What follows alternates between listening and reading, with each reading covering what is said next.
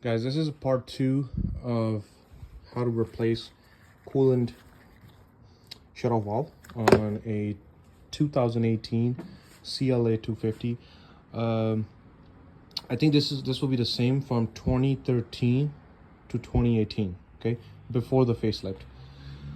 So how do I get to that point? So I have a previous video, part 1, where I showed how to remove the air intake, the battery, and then the throttle body. These are the 3 things you need to remove: intake, battery, throttle body. Obviously drain your coolant to get to this point. Okay, in this video I'm going to show you how to actually remove the valve out of there. Okay, so there's 2 clamps. So these 2 clamps you don't need to remove. The new where's my new unit? Right here.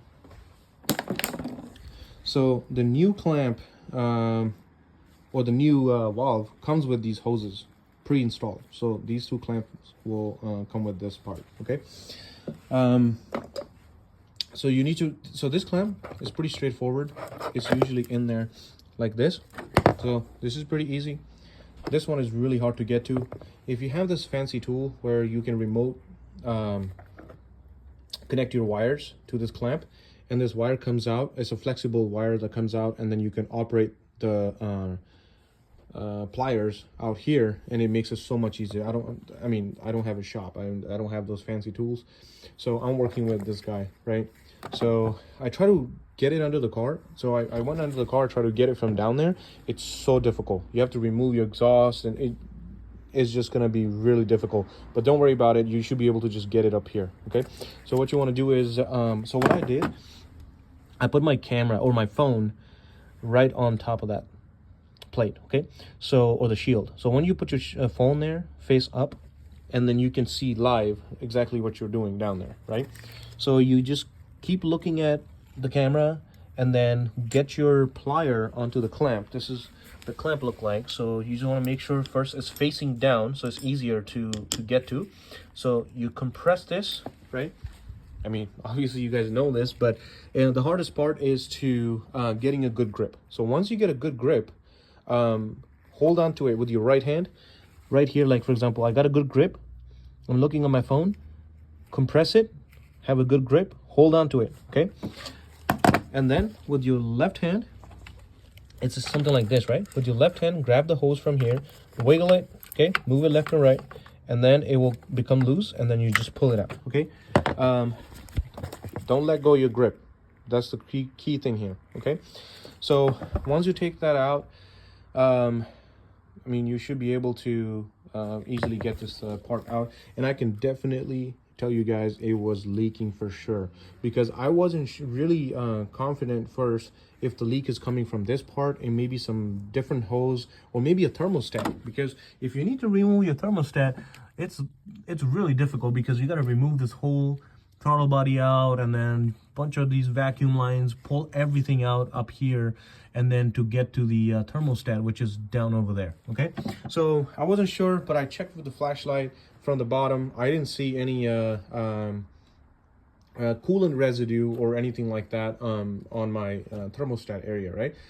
So what I did see was, first of all, I could smell some weird smell, burning smell from my exhaust. So when I went under the car, I want to show you guys actually, so you know what I'm talking about.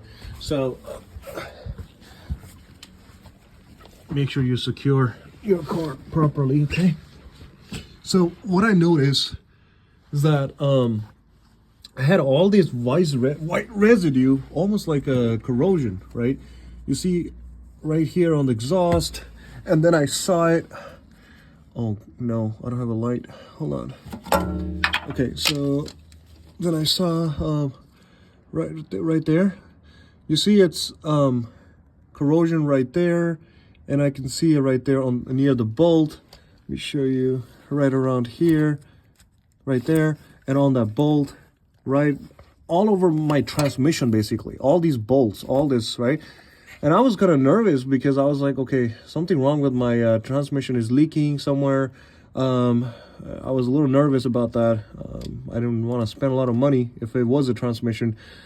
So I got lucky. When I keep going up, I looked from the bottom and I could see right there right around that area, I could see a lot of white residue.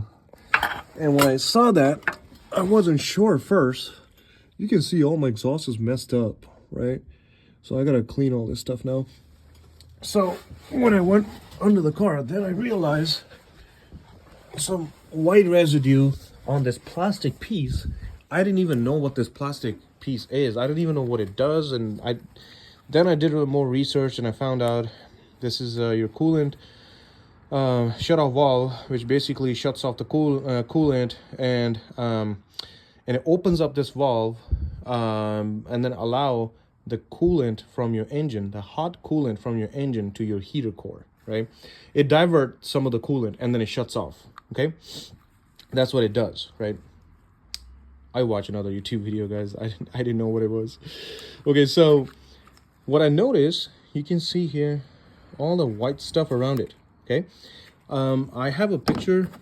Right now, there's a lot of coolant. All that coolant spill all over it, so I can't really see the white. But this whole plastic piece, it was all white, and you will know right away if this whole thing is white. You know this guy's leaking, right? So in my case, I got lucky. It was just this part.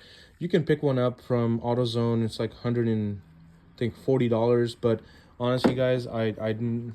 I was on budget, and I bought this on Amazon. So it says it's for Mercedes. Obviously, it's an aftermarket. It says it's for specifically for CLA250. I got this from Amazon for $56. Okay. If this part doesn't work for whatever reason, or if it leaks again, whatever, in a few weeks, I can make another video and then let you guys know not to buy this cheap from Amazon. But if you guys can spend more money, go to AutoZone, pick one up for like $140. Okay. But yeah, I'm going to put this back in. It goes in like this, like that. And then you make sure you put the clamp here and then follow the same process. Okay.